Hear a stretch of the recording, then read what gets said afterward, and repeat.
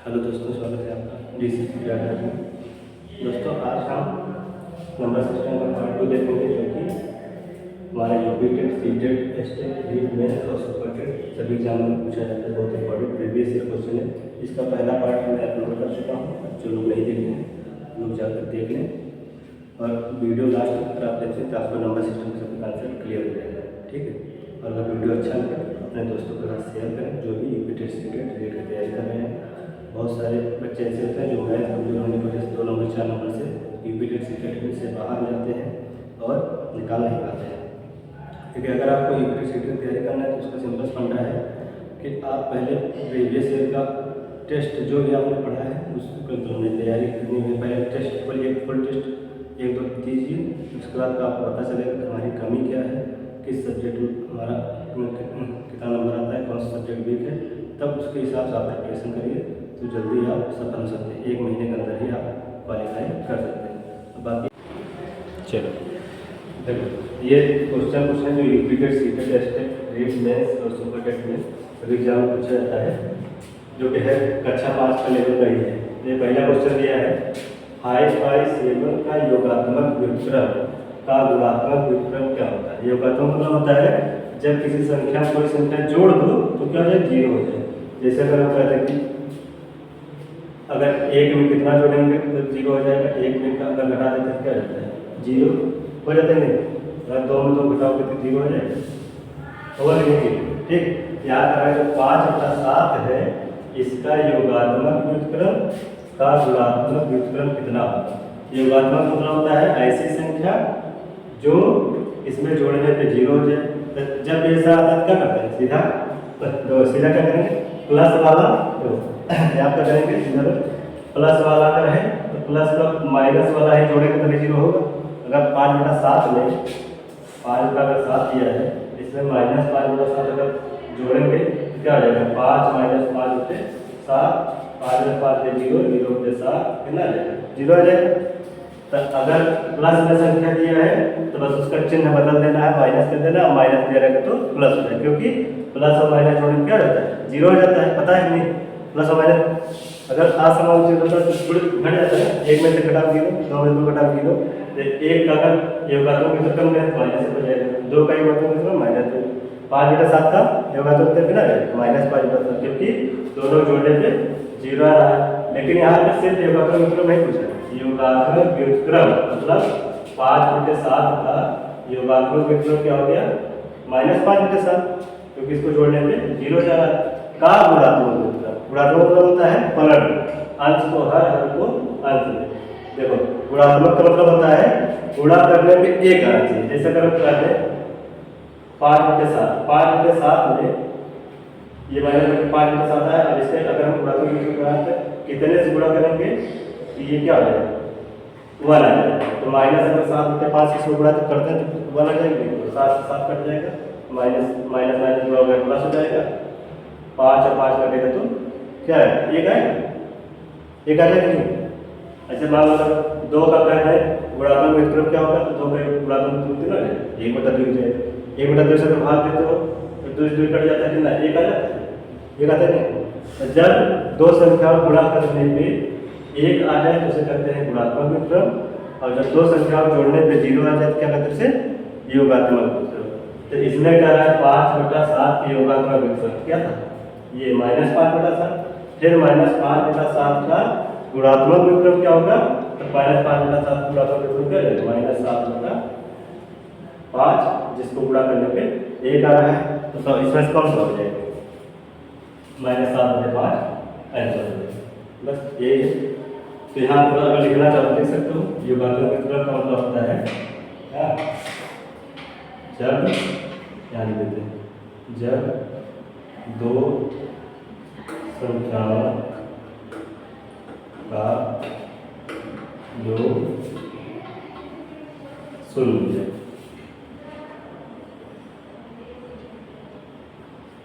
ऐसी संख्या जोड़ो 5/7 में कि तो जब संख्याओं क्या हो जाए, 0 हो जाए तो कहते हैं उसको ना करके अगर प्लस में दिया है तो माइनस में दिया तो उसका प्लस हो जाएगा योगात्मक व्युत्क्रम, और प्लस में दिया है तो माइनस हो जाएगा। अगर तो 5/7 क्या देगा, -5/7। अगर ये -5/7 होता है, जिसका +5/7 हो जाता है, क्योंकि दोनों जोड़ने पे 0 आ जाता है। अब गुणात्मक व्युत्क्रम मतलब क्या होता है, गुणात्मक व्युत्क्रम मतलब होगा दो संख्याओं का गुणनफल, दो संख्याओं का गुणनफल एक आना चाहिए। तो वो बेस एक दूसरे के क्या होते हैं, गुणात्मक व्युत्क्रम, गुणात्मक व्युत्क्रम होते हैं। ठीक, जब दो संख्याओं को गुणा करने पे एक आ जाता है तो वो एक दूसरे क्या होते हैं, गुणात्मक व्युत्क्रम। और जब दो संख्याओं को जोड़ने पर शून्य आ जाता है तो संख्याएं एक दूसरे क्या होते हैं, ये भाज्यात्मक व्युत्क्रम। यही है चलो नेक्स्ट क्वेश्चन, सेकंड वाले में 11 हो गया, 10 क्वेश्चन इसके पहले करा चुके हैं। हाँ, अपलोड करते हैं यहाँ पर। क्या करा, यदि a+2 a+4 अभाज्य संख्या प्राइम नंबर है तो a के मानों की संख्या क्या होगी। a का मान नहीं पूछा है, a के मानों की संख्या पूछा है। ये क्वेश्चन दो तरीके से हो सकता है, a पूछेगा a का मान क्या होगा तो ऐसा बदल जाएगा, लेकिन कह रहा है a के मानों की संख्या क्या हो सकती है, मतलब यहाँ पे a की जगह क्या रखोगे कि प्राइम नंबर हो जाएगा, अभाज्य संख्या प्राइम जो खुद से कटे और एक से कटे, उसे क्या कहते हैं, अभाज्य संख्या प्राइम नंबर। जैसे 2 हो गया, 3 हो गया, 5 हो गया, 7 हो गया, ये सब क्या है, प्राइम नंबर है जो खुद से डिवाइड हो और एक से। ठीक, अब यहाँ पर चेक कर लेते हैं। अगर a की जगह हम मान लो a बराबर अगर 1 रखें, ठीक है, देखो a बराबर अगर 1 रखते हैं, ध्यान कितना आएगा, 1 2, तो 1 क्या होता है, प्राइम नंबर होता है, तो a बराबर 1 होता है। अब a बराबर 2 रख के चेक करते हैं।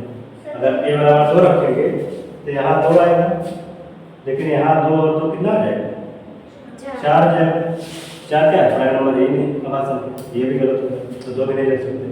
अगर a बराबर 3 रखें तब यहाँ क्या आ जाएगा, 3, और यहाँ पे 3 और 2 कितना आ जाएगा, 5, 3 और 4 ये हो गया 3, 5 और 7, मतलब 3 वाला चलो सेटिस्फाई कर रहा है, एक वैल्यू हमारा आ गया।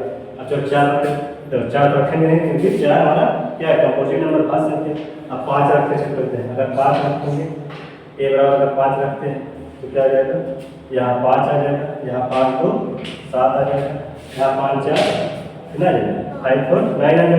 तो 9 क्या है, भाज्य संख्या है, भाज्य संख्या, क्योंकि 3 से भी कटेगा, 9 से भी कटेगा, 1 से भी कटेगा, तो 2 से ज़्यादा का फैक्टर होकर गुणनखंड तो भाज्य संख्या हो जाएगा। और सिर्फ 2 गुणनखंड रहेगा तो अभाज्य संख्या होगा। ये क्या हो गया हमारा, ये भी भाज्य संख्या नहीं होता, हमारा 5 भी नहीं रख सकते इसलिए। ठीक, तो यहाँ पे कितना था, 2 रख के चेक के लिए 3 5, हाँ, उसके बाद 7, अगर 7 रख के चेक करते हैं, ये बराबर 7 रखेंगे तो यहाँ तो 7 आ जाएगा, और तो 7 तो 9 आ गया, 9 क्या है, भाज्य संख्या, ये भी संभव नहीं है। अब उसके बाद क्या है, 8 भाज्य संख्या होता है, 9 भाज्य संख्या तो 10 भाज्य संख्या, उसमें रखने की जरूरत नहीं। तो कुल मिला करके वहाँ जब सिंगल डिजिट रख रहे हैं तो सिर्फ 3 पे ही तीनों अभाज्य संख्या आ रहा है और किसी पे नहीं है, ना तो 4 होगा, ना 5 6 7 8 किसी पे नहीं होगा। तो कितना हो जाएगा, अगर पूछा होता कि यहाँ पे कौन सी भाज्य संख्या होती है, अगर ये पूछा तो कौन सी अभाज्य संख्या होगी, तब तो 3 5 7 आंसर हो जाता। लेकिन यहाँ कर रहा है a के मानों की संख्या क्या होगी, मतलब a का कितना मान हम कितनी बार मान रखें कि हर बार प्राइम हो रहा है, 3 ही रखने पा रहा है, बाकी सब में कोई न कोई क्या जा रहा है, एक भाज्य संख्या जा रहा है। तो कितना संभव हमारा संख्या, सिर्फ 1 की संख्या रखने पर प्राइम नंबर आ रहा है, बाकी और कुछ रखना है तो एक भाज्य संख्या जा रहा है, बाकी सब अभाज्य जा रहा है। इसका आंसर क्या है, संभव मान सिर्फ a का 3 ही संभव मान है, बस एक आंसर है। ठीक, कर देंगे। चलो नेक्स्ट क्वेश्चन नंबर 30। इसमें क्या रहा है, दिया गया है 7y × 6, यहाँ आंसर क्या कह रहा है, y, मतलब y की जगह पे 8 हो सकता है, 6 हो सकता है, 4 हो सकता है, 2 हो सकता है, क्या होगा। तो हम इसको जब ऐसा क्वेश्चन आए ऑप्शन से लगा के चेक कर लो। अगर हम पहला ऑप्शन रखते हैं पूरा चेक करते हैं। तो अगर पहला ऑप्शन यहाँ 7, अगर आप 8 रखते हैं यहाँ पे 6, तो यहाँ अगर यहाँ y 8 रख रहे हो, यहाँ 8 ही 8 आना चाहिए, क्योंकि यहाँ y है यहाँ भी y है, मतलब जो संख्या यहाँ होगी वही तीनों संख्या सेम होगी। तो गुणा करके इससे 6 से कितना हो जाएगा 48, 8 आ गया, कैरी 4, 6 7 जा 42, 42 और 2 कितना आ जाएगा 46। यहाँ 8 रख के यहाँ डाल क्या, ये दोनों गलत आ गए, तीनों सेम आना चाहिए, मतलब क्या होगा पहला ऑप्शन होगा ही। अब तो दूसरा रखते हैं 6 अगर रखेंगे तो 6 6 जा 36, कैरी 3, 6 7 जा 42, 42 और 3 45, फिर अलग आ गए, तीनों सेम आना चाहिए, मतलब ये वाला। अब 4 रख के चेक करते हैं, 6 4 जा 24, कैरी 2, 6 7 जा 42, 42 और 2 44। देखो जो यहाँ पे आया वही यहाँ से इधर, जो यहाँ पे आया 4 4 4 4 y y y y same आ गया, मतलब 4 हमने पढ़ा, हमारा आंसर क्या निकला, ये वाला सही है। इसको ना बता दो, ये आसान है। हाँ 6 4 24, 24 का 4 कैरी 2, 6 7 जा 42 होगा, 42 2 ऐड करो तो 44 आएगा। सब सेम हो गया, आसान था। चलो ये वाला, तो ये वाला करेंगे 6/7, 8/9, 9/10, 7/8 में से सबसे बड़े मतलब लार्जेस्ट फ्रैक्शन और स्मॉलेस्ट फ्रैक्शन जो होगा उसके बीच का डिफरेंस निकालना है, अंतर निकालना है, ठीक।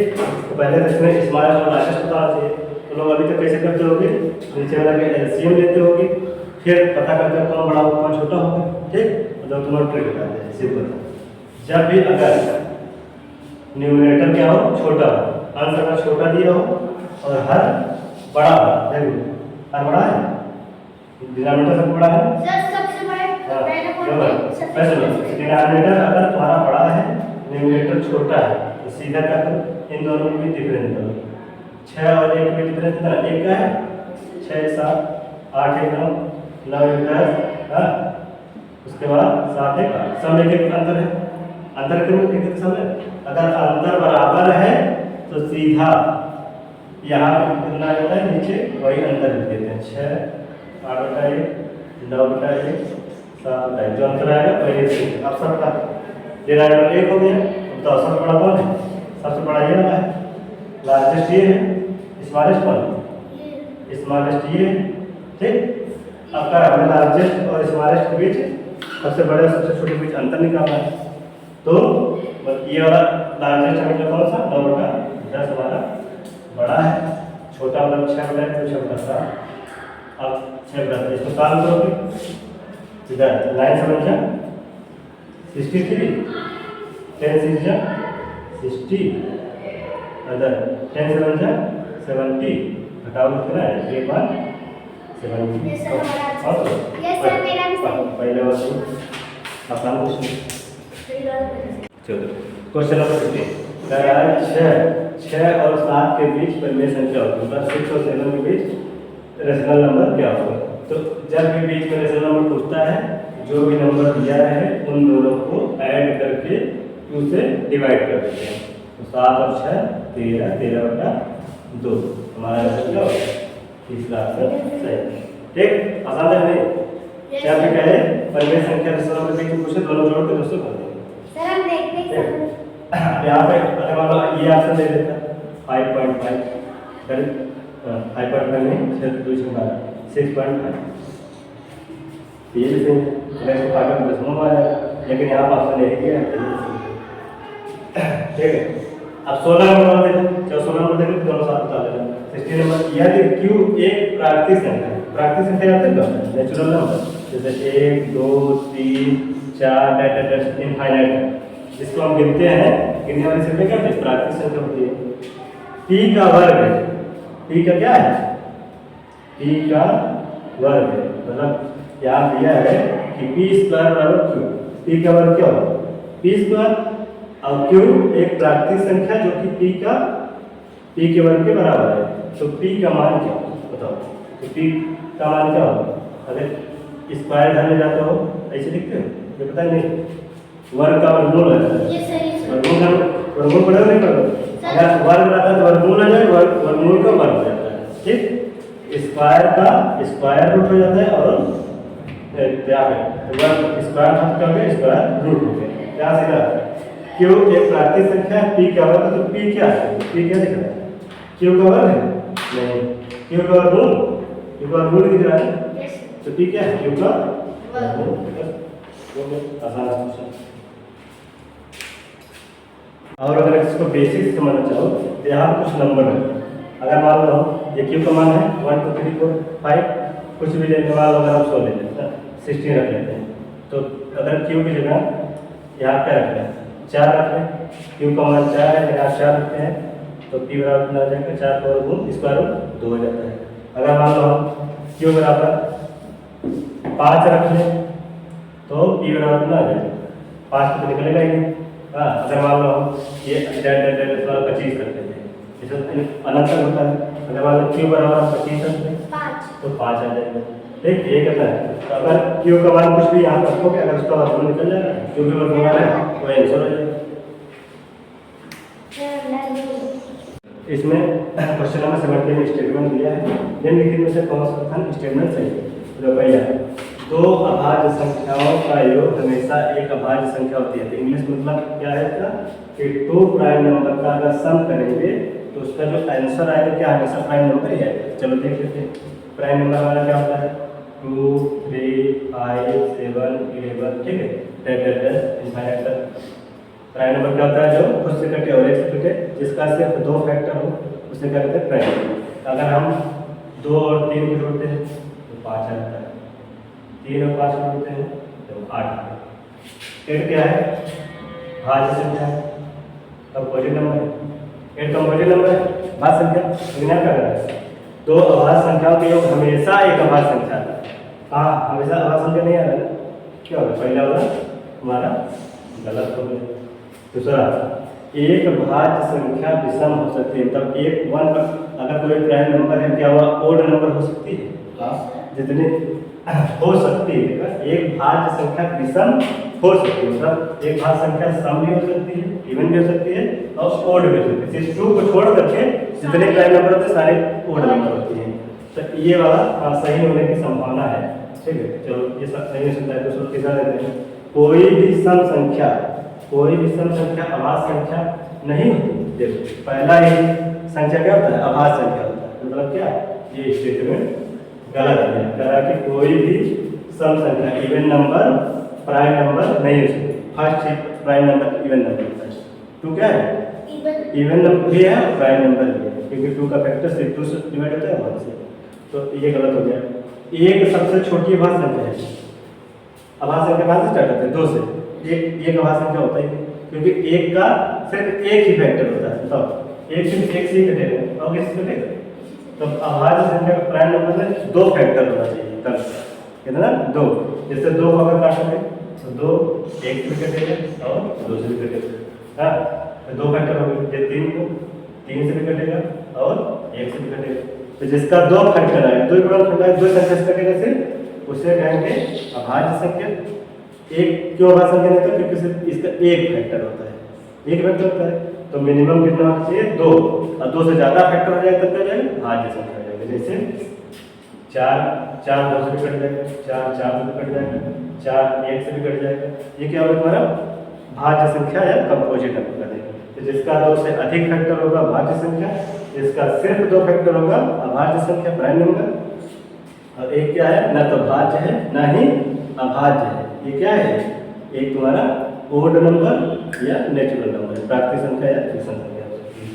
तो हमारा ये भी गलत हो गया, तो कौन सा सही है, एक भाज्य संख्या विषम हो सकती है।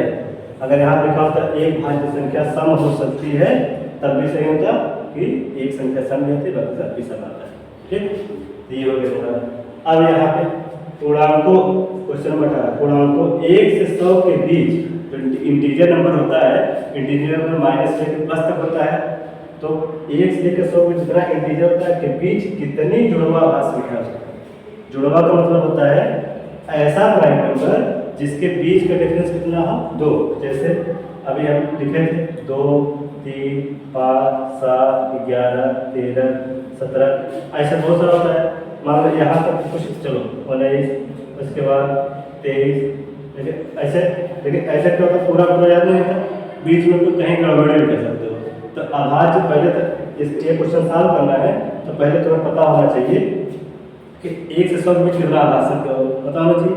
इसका निकालने का ट्रिक क्या होता है, तो यहाँ पे हमें इसको इरेज करना पड़ेगा। तो पहले ये समझ लेते हैं जुड़वा आधार संख्या जो नंबर क्या होगा। जैसे देखो 5 और 3 के बीच डिफरेंस कितना है, 2 का डिफरेंस है। 3 में 2 जोड़ोगे 5, 5 में 2 जोड़ोगे 7, 11 में 2 जोड़ोगे 13, 17 में 2 जोड़ोगे 19, है ना। तो जिसके बीच में 2 का डिफरेंस हो तो 3 और 5 क्या होगा, एक दूसरे का ट्विन नंबर।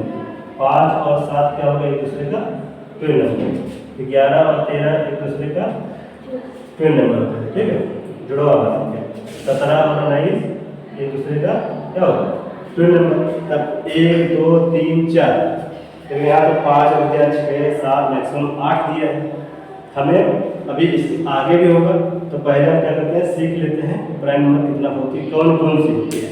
तो इसको हम इरेज कर देते हैं, पहले थोड़ा कॉपी कर लो। ये वाला क्वेश्चन लगाने से पहले यहाँ तक मान लो याद रहता है तक, लेकिन उसके आगे नहीं याद रहता। हाँ, बहुत मुश्किल होता है। कभी कभी अगर लिखना चाहो तो गलती से भाज्य वाला लिखा जाता है। तो पहले ये इसका ट्रिक देखो, भाज्य संख्या कैसे प्राइम नंबर ज्ञात करें। तो प्राइम नंबर ज्ञात करने का तरीका क्या है, 6 का टेबल लिख लो। तो 6 6 1 6 6 2 12 18 24 30 36 42 48 54 60 66 72 78 84 90 96 108। हमें कितना चाहिए, 1 से लेकर 100 तक। तो 6 के टेबल एक कम वाली संख्या और एक ज्यादा वाली संख्या लिख लेंगे। 6 से 1 कम 5, 1 ज्यादा 7, 12 से 1 कम 11 13। इसी प्रकार से पूरा यहाँ तक लिख लेंगे। अब क्या करेंगे, इसमें से ये जो साइड वाला है तो 6 का टेबल है, ये तो कंपोजिट नंबर भाज्य संख्या, लेकिन इसके जो कम और ज्यादा वाला होता है वही तुम्हारा अभाज्य संख्या होता है, ठीक है। और यहाँ 5 है, 5 पहले हम लिख लेते हैं। 5 पहले 2 और 3, 2 भाज्य संख्या हो जाएगा, उसका ध्यान। तो 5 7 11 13 17 19 23 25 25 का हो जाएगा भाज्य। कैसे पता चलेगा, जो 5 से और 7 से डिवाइड हो जाए उसको हमें काट करके हटा देना है, बाकी जो बचेगा सब प्राइम नंबर। देखो 25 5 कट गया, फिर 29 30 35 35 5 से कट जाएगा, 37 40 43 47 7 कट जाएगा, 7 से 49, 11 5 जा 55, उसके बाद 13 5 जा 65, फिर और कुछ कट रहा है 11 7 जा 77, ये 5 कट जाएगा। अगर लास्ट में 5 है तो 5 से कट जाएगा। अब ये 95 कट जाएगा, ठीक। हमें कितना देते हैं, 100 तक, ठीक। इसके आगे कोई देते नहीं है, 96, ये 100 से ज़्यादा हो जाएगा तो इसको नहीं लेंगे, ठीक। इसको हम क्या करते हैं, 96 कर देंगे, ठीक। अब कटने के बाद बचा क्या, 5 7 11 13 17 19 23 29 31 37 41 43 47 53 59 61 67 71 73 79 83 89 91 और 97। ये सब क्या है, सब आभाज्य संख्या है। हमें क्या चाहिए, कौन कौन सी आभाज्य संख्या चाहिए, ऐसा आभाज्य संख्या जिसके बीच का अंतर 2, एक तो जोड़ा ही हो गया 3 और 5, 3 और 5 2 और 3 बीच में एक डिफरेंस आ रहा है, तो जुड़ा हुआ संख्या मतलब जिसका अंतर कितना 2 ही। तो 3 में 2 जोड़ेंगे 5, 5 में 2 जोड़ेंगे 7, 11 में 2 जोड़ेंगे 13, फिर 13 17 में 4 17 में फिर 19, फिर 19 4 के नहीं आ रहा है। अब यहाँ से 19 तक लिख चुके हैं। अब 23 29 नहीं होगा, 29 2 29 2 21 होगा, 29 और 31 हमारा ट्विन नंबर हो जाएगा। फिर आप 37 41 नहीं होगा, 41 और 43 हो जाएगा, 41 तो 43, 41 और 43 हो गया। फिर 47 नहीं, 53 नहीं, 59 2 61, 59 और 61 हो गया, 67 नहीं होगा, 71 2 73, 71 2 73, ये भी नहीं होगा, ये 8 जाएगा, ठीक है। यहाँ पर जो 5 और 7 का उसको हटा देंगे, 91 भी हमारा 7 से कट जाता है, 13 से 91, 13 7 जा 91, ये तुम्हारा भाज्य 89 से 47 आ जाता है, 8 जोड़ा बनना है, तो 91 काटते हैं। इसमें क्या कर रहा है 19 नंबर, ए बी सी 3 प्राकृतिक संख्या नंबर इस प्रकार है कि 1/a + 1/b + 1/c का मान 1 आना चाहिए जोड़ने पे, तो ए बी सी का मान क्या हो सकता है, 1 2 3 हो सकता है, 1 3 5 हो सकता है, 2 3 4 हो सकता है, 2 3 6 हो सकता है। ठीक, तो जब ऐसा क्वेश्चन आया तो इसका बेसिक मेथड्स लगाओगे बहुत लंबा हो जाएगा। क्या करेंगे हम सीधा ऑप्शन इसको लगाएंगे। देखो ऑप्शन से अगर हम पहला ऑप्शन करते हैं 1/a 1/b 1/c, पहला ऑप्शन कहते हैं 1 2 3, तो a का मान 1, b का मान 2, 3, c का मान 3, सब चेक करो बात 1/1 1/2 1/3, इसको सॉल्व करके भी करता है। तो 1 2 3 का एलसीएम लोग कितना है 6 एलसीएम है, तो 6 एलसीएम आएगा, ध्यान रखिए 6, इसमें कितने जोड़ा आपको नीचे 6 से, इसमें 3 से, इसमें 2 से, 11 के एलसीएम लेंगे कितना हो जाएगा 6 1 जा 6 3 1 जा 3 2, कितना हो 6 3 9 2 11 11/6 आएगा, 11/6 कटेगा, मतलब पहला वाला हमारा गलत है।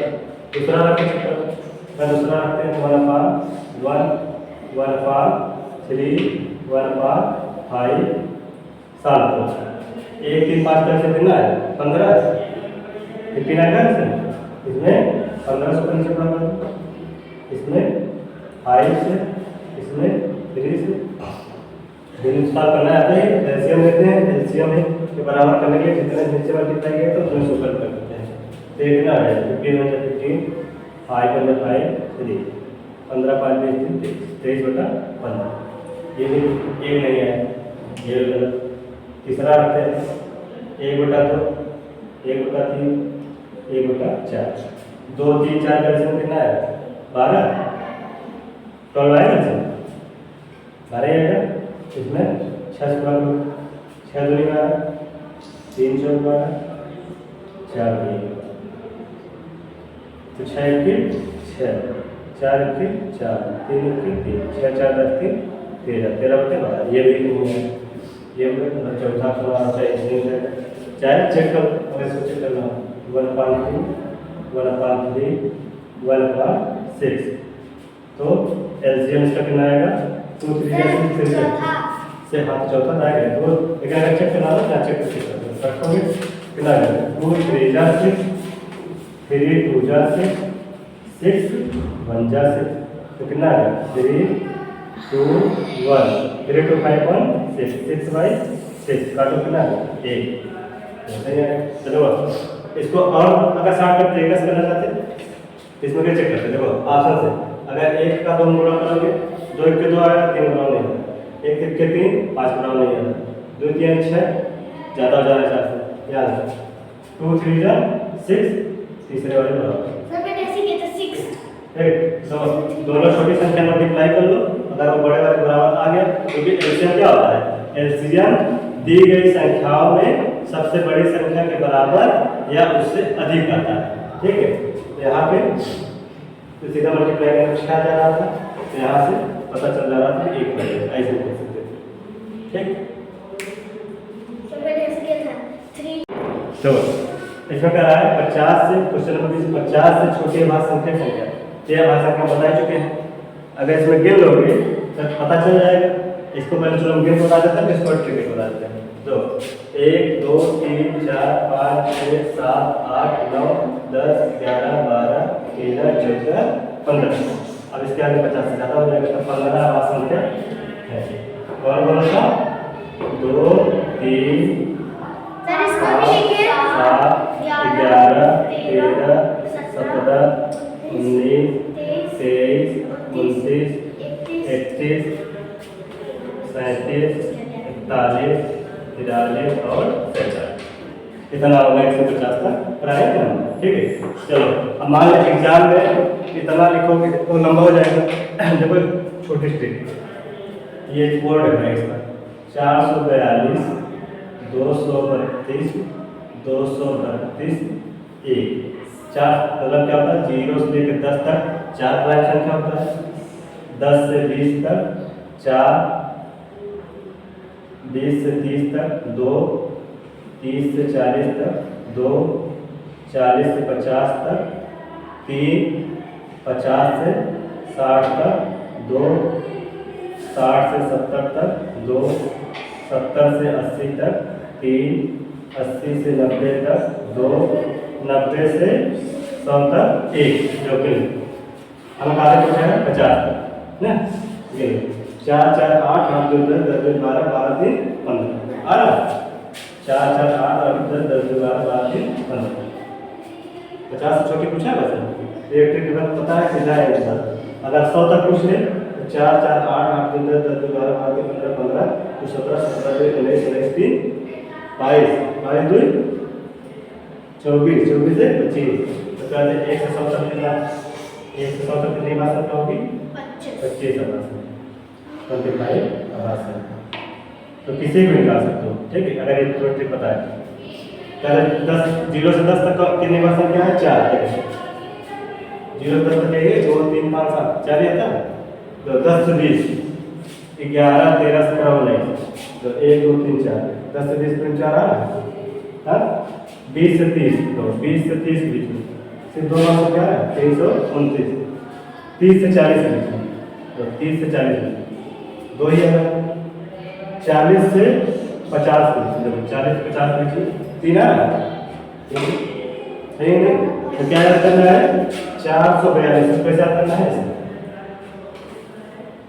442 232 232 1 दो से मिला 442 232 232 1 ये कोड अगर तुम्हें याद है आराम से 0 से 10 से 20 20 30 30 किसी के बीच में पूछ ले प्राइम नंबर तुरंत गिन करके बता दो 1 से 50 के बीच में 15 1 से 100 के बीच में 25 0 से 10 के बीच में 4 10 से 20 में 4 20 से 30 में 2 30 से 40 में 2 कैसे याद करना कैसे याद करना है 442 232 232 1 जैसे मोबाइल नंबर याद करते हैं 10 अंक होता है ये भी 10 अंक 442 232 232 1 पहला 0 से 10 10 से 20 20 से 30 30 40 40 50 50 60 70 70 80 80 90 90 से 100 सब में 10 का डिफरेंस है तो किसी के बीच में पूछ ले प्राइस संख्या निकाल दो तो तुम लोग एग्जाम में आता है।